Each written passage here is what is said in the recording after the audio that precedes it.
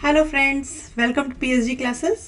सो आज हम लोग crop improvement in fruit resource का आज हम लोग सेकेंड पार्ट करने वाले हैं। अभी तक आप लोगों ने फर्टिलाइज़र एक सेकेंड अभी तक आप लोगों ने फर्टिलाइज़र और मेन्योर ये सारा कुछ पढ़ रखा है। नाउ अब हम लोग पढ़ेंगे इरिगेशन सिस्टम। इरिगेशन सिस्टम बेटा ये फर्स्ट थिंग थी कि सॉइल का प्रिपरेशन कैसे हो रहा है, मतलब हम ये क्रॉप का की वैरायटी का इम्प्रूवमेंट हम लोगों ने पढ़ लिया था। अब हम लोग पढ़ रहे हैं क्रॉप को कैसे हम इम्प्रूव करेंगे। ठीक है, तो इरिगेशन होता क्या है। ठीक है, irrigation means supply of water to plants, मतलब प्लांट्स को वाटर की सप्लाई करना यानी वाटर देना, that is called the irrigation. The process of supplying water to crop in field by means of canals, well or tubewell is called the irrigation. ठीक है, देखिए पूरी तरीके से रेन वाटर पे आप डिपेंड नहीं रह सकते। ठीक है, तो उस सिचुएशन में क्या होगा कि जो है हमको इरिगेशन सिस्टम में प्रिपेयर करना पड़ेगा। ठीक है, इरिगेशन सिस्टम में क्या होगा बच्चा, तुम्हारे ये वेल्स, डग वेल्स, ट्यूबवेल्स, ये सारे कुछ आ जाएंगे। ठीक है, तो चलिए फटाफट हम लोग कर लेते हैं।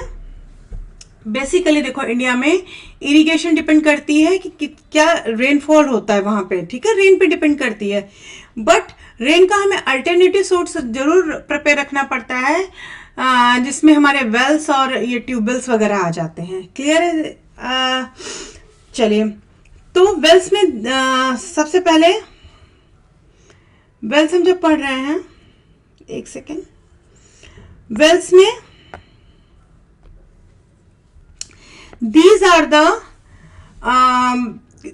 are constructed wells. These are constructed in the region where enough groundwater in available, मतलब जो ग्राउंड वाटर की अवेलेबिलिटी एबंडेंट अमाउंट में होती है, पर्याप्त अमाउंट में होती है, तो वहां पे क्या हम इरिगेशन के डिपेंड करते हैं, वेल्स पे डिपेंड करते हैं। ठीक है, पहला है dug well. Dug well, in the dug well water is collected by bullock operated devices और pumps. This method is cheap, मतलब यहाँ पे वो डेकली वगैरह पड़ा ना कि जो ये बैल वगैरह होते थे, इनके पीछे में एक वो राउंड अपना घूमते थे, और उनसे क्या होता था, जब वो मूव करते थे तो पानी जो है निकल के बाहर उनके फील्ड में गिर जाता था। ठीक है, फिर आ गया tubewell. Tubewell it makes very deep underground water available for the irrigation. जो बहुत ज़्यादा वाटर लेवल नीचे है वहां पर ट्यूबवेल का यूज होगा। Motor pump is use to lift water. अब इतना मतलब इतने नीचे से वाटर को ड्रैग करना भी तो पॉसिबल नहीं है ना, तो वहां पे मोटर पंप यूज किए जाएंगे। This method is required high cost, क्योंकि क्या होता है, इंजन चलता है, पंप लगता है उसमें, और उससे जो है क्या कहते हैं, वाटर जो है निकाल करके उससे सिंचाई की जाती है। ठीक है, फिर आ जाता है canals. Man made water channels और ऑरिजिनेटिंग फ्रॉम द रिवर्स और वाटर बॉडीज, रिजर्वायर मतलब तालाब वगैरह होते हैं ना, वो मतलब देखो कोई एक रिवर है। ठीक है, रिवर से क्या होता है कि मैन मेड चैनल्स, छोटे छोटे चैनल्स बना दिए जाते हैं जो कि पानी को फील्ड तक लेके आते हैं और वहां से इरिगेशन होता है। ठीक है, this basically made to take the water to various agriculture plots. Got it? फिर थर्ड आ गया river lift system. River lift system के क्या मतलब होता है कि इसमें in the system water is directly taken from rivers through the pump. This system use for irrigation areas close to river. देखो ना इसमें डायग्राम में कि इस तरीके से पंप वहां से पाइप लगे हुए हैं, वहीं से डायरेक्ट जो है पानी को सक कर लिया जाता है और इरिगेशन में यूज किया जाता है। टैंक्स है small store reservoir which use to store the rain water. ठीक है, रेन वाटर स्टोर करके हम जो है टैंक्स में मतलब फिल कर लेते हैं और जो है वो हम सिंचाई के लिए यूज करते हैं। फिर आता है रेन वाटर हार्वेस्टिंग। ये काफी टाइम से आप पढ़ रहे हो। क्या होता है, जब रेन होती है तो उसको हम कलेक्ट कर लेते हैं, और जो कलेक्ट करने के बाद में इससे क्या होता है कि सॉइल इरोजन भी नहीं होता है ना। और दूसरा चीज़ क्या है कि जो है हमने जो रेन वाटर कलेक्ट किया वो हम टाइम टू टाइम जो है वो, उससे हमारा जो रेन वाटर का जो कलेक्शन है उससे हमारा वाटर स्टेटा भी अप आता है, यानी कि जो सीपेज से वाटर नीचे जाता है वो वाटर टेबल भी बढ़ता है। और दूसरी चीज़ है कि जो है इस वाटर को हम यूज़ कर सकते हैं इरिगेशन में, ठीक है। This method required high cost. अब देखो रेन वाटर का प्लांट यहाँ पे कैसे लगा हुआ है, ये रूफ टॉप है, रूफ टॉप से यहाँ पे कलेक्ट हुआ और ये पाइप के थ्रू जो है वो यहाँ पर ये पानी के टैंक में कलेक्ट कर लिया गया, ठीक है। ये यहाँ तक तो हो गया इरिगेशन मेथड्स, है ना। एक चीज और रह गई इसमें, हाँ, रिवर लिफ्ट सिस्टम मैंने बताया अभी। रिवर लिफ्ट सिस्टम में होता क्या है, this method used to areas where canal flow is insufficient और irregular due to insufficient reservoir release. इस सिचुएशन में क्या होगा कि water is directly drawn from rivers to supplementary irrigation areas close to river. जो क्लोज होंगे river के वहां मतलब डायरेक्ट रिवर से ही, वाटर बॉडी से ही पानी को उठा लेंगे, ठीक है। क्लियर है यहाँ तक? चलो आगे फिर फटाफट करते हैं कि क्रॉपिंग पैटर्न क्या होते हैं। क्रॉपिंग पैटर्न का मतलब क्या है, it involves the raising crops so as obtain maximum benefit from the same field of land. मतलब हम अपने क्रॉप को इस तरीके से करें कि जिससे मैक्सिमम बेनिफिट हम उठा सके वहां से। और इसमें क्या होता है, एक ही फील्ड पे हम डिफरेंट डिफरेंट टाइप की क्रॉप्स का पैटर्न करते हैं, that is called the crop pattern, ठीक है। इसमें क्या होता है, ये जो क्रॉप के फेलियर का जो रिस्क है वो कम कर देता है, फर्स्ट थिंग फर्स्ट। और दूसरा क्या होता है, for this purpose crop can grow in different ways. इसमें आपकी बुक में 3 मेथड्स पढ़ाए गए हैं, that is mix cropping, intercropping और क्रॉप रोटेशन, ठीक है। क्रॉप रोटेशन आपने क्लास 8th में भी पढ़ा है ना बच्चा, ठीक है। मिक्स क्रॉपिंग में क्या होता है, in this pattern seeds of 2 और मोर क्रॉप्स आर मिक्स्ड, ठीक है, and spread in fields. Both crop grow together, जैसे वीट और ग्राम की, वीट एंड मस्टर्ड की, ग्राउंडनट एंड सनफ्लावर की। ये मिक्स पैटर्न में हम क्या करेंगे, इनकी खेती करेंगे और जो है दोनों क्रॉप एक साथ ही राइप होकर के तैयार हो जाती हैं।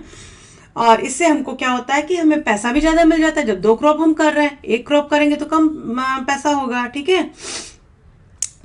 अब इसका क्या है कि मिक्स क्रॉपिंग का कि 2 or more crops simultaneously on the same field or land we can grow, ठीक है। जैसे कि कॉम्बिनेशन कौन कौन सा है, वीट एंड ग्राम का, वीट एंड मस्टर्ड का, ग्राउंडनट का और सनफ्लावर का, ठीक है। अगर रैबी का टाइम है तो रैबी के ही हम 2 पैटर्न यूज करेंगे, खरीफ का है तो खरीफ के ही 2 पैटर्न यूज करेंगे, ठीक है। तो इसमें एडवांटेज क्या हो जाते हैं, ठीक है। एडवांटेज क्या है, सबसे मेन चीज है कि ये हमारी सॉइल की फर्टिलिटी को इंक्रीज करेगा जब 2 क्रॉप एक साथ होंगी। और दूसरा क्या है कि रिस्क कम हो जाएगा, लो रिस्क रहेगा कि अगर कोई एक क्रॉप फेल हो जाती है तो कम से कम दूसरी तो ग्रो करेगी। और ये क्या है, give some insurance against the failure of one of the crops, ठीक है। तो ये तो हमारे हो गए मिक्स क्रॉपिंग के एडवांटेजेस। इसको हम कैसे चूज करें, ठीक है, कि कौन कौन सी क्रॉप साथ में चूज करें। तो should required similar environment condition. जो हम 2 क्रॉप्स चूज कर रहे हैं उनका एनवायरमेंट जो है वो सिमिलर होना चाहिए, first thing first. And she took different nutrients so that all nutrients are soil are used. मतलब कि बहुत ज्यादा रिक्वायरमेंट उनकी सेम ना हो, डिफरेंट हो। सेम होंगी तो क्या होगा कि कम न्यूट्रिशन मिलेगा, फसल उतनी अच्छी नहीं होगी। तो उनके रिक्वायरमेंट्स जो है वो डिफरेंट हो, किसी को माइक्रो की ज्यादा जरूरत हो न्यूट्रिएंट्स की, किसी को मैक्रो की ज्यादा जरूरत हो, ठीक है। इस तरीके से हम चूज करेंगे जिनमें ये कैरेक्टर्स हो, स्पेसिफिक कैरेक्टर्स हो, ठीक है, फॉर द मिक्स क्रॉपिंग। अब हम पढ़ते हैं इंटरक्रॉपिंग। इंटरक्रॉपिंग क्या होती है, in this practice of growing 2 or more crops simultaneously on the same field in a different pattern, a few rows of one crop और अल्टरनेट क्रॉप में क्या लगा दी हमने, दूसरी क्रॉप की, ठीक है। It is the advance type of mix cropping. ये जो है बहुत ही मतलब अभी इसको स्टार्ट किया है फॉर्मन्स ने करना। इसमें क्या होता है कि पैटर्न बना देते हैं, एक रो दूसरी क्रॉप की है, दूसरी तीसरी दूसरी क्रॉप्स की है, इस तरीके से इंटरक्रॉपिंग हो गई, ठीक है। जैसे कि सोयाबीन और मेज ले लिया, सोयाबीन की एक लाइन सोयाबीन की कर दी, दूसरी हमने कर दी मेज की, ठीक है, या बाजरा की कर दी, ठीक है, और उसको लोबिया के साथ में कॉम्बिनेशन में कराया, ठीक है। अब इसके लिए हमें किस टाइप की क्रॉप्स चूज करनी होती हैं? तो सबसे पहले जो होती है, should required similar environment condition like rain temperature growth and should require different nutrients, same वही पैटर्न है, इंटरक्रॉपिंग मिक्स क्रॉपिंग का दोनों का सेम है। कि कैसी क्रॉप चूज करनी चाहिए जिसमें जो डिफरेंट न्यूट्रिएंट्स अब्जॉर्ब करे एंड इन्वायरमेंटल कंडीशन जो है वो सेम हो, टेम्परेचर सेम हो, तभी जो है दोनों एक साथ में राइप करेंगे। ठीक है, अब एडवांटेजेस क्या होते हैं? लो रिस्क है, if one crop fail other में be survive, disease can spread from one row to other.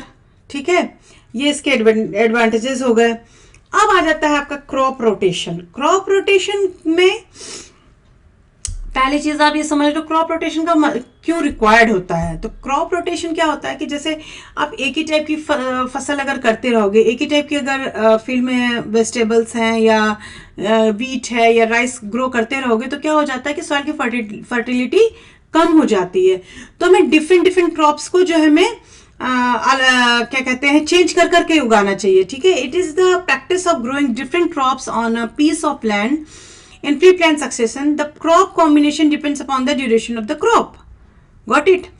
So this is the policy of growing different crop one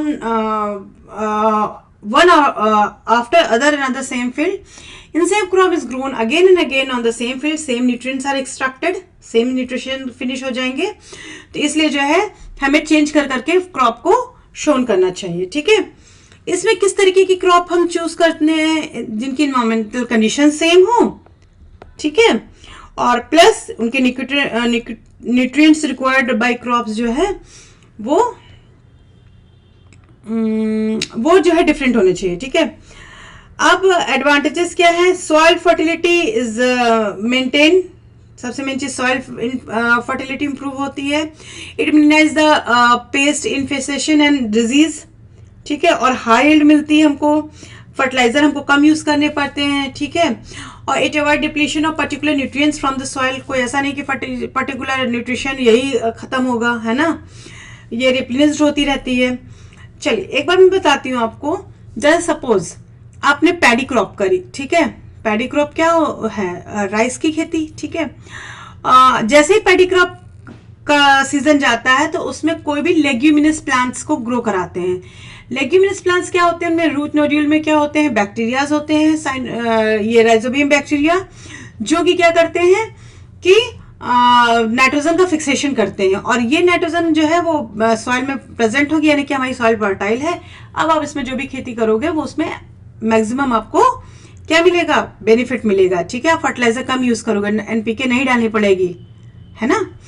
चलिए, तो अभी तक हमने क्या क्या चीजें पढ़ ली? क्रॉप, क्या क्या पढ़ा? क्रॉप यील्ड प्रोटेक्शन, सॉरी, सबसे पहला पढ़ा था हमने इसमें एक सेकेंड, हाँ, पहला हमने इंप्रूवमेंट इन क्रॉप यील्ड।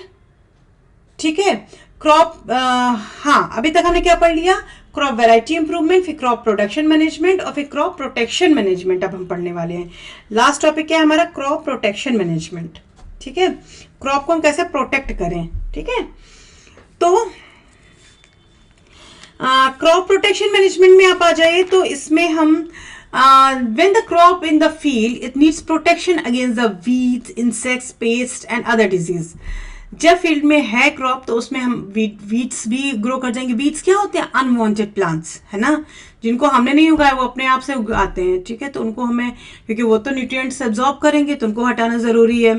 फिर उसमें कोई इंसेक्ट्स या कोई डिजीज लग जाए, यानी कि जैसे तुम्हारी फंगल डिजीज है, वायरल डिजीज है, ये सब डिजीज हो जाती हैं। तो इन सब से और इसके बाद में भी जब हमारे ग्रेन्स आ जाते हैं तो हमें उनको कैसे प्रोटेक्ट करना होता है। ठीक है, तो इसको बोलेंगे क्रॉप प्रोटेक्शन मैनेजमेंट। चलिए हम लोग ये जो है पॉइंट हम थर्ड लेक्चर में करेंगे। Thank you, bye bye.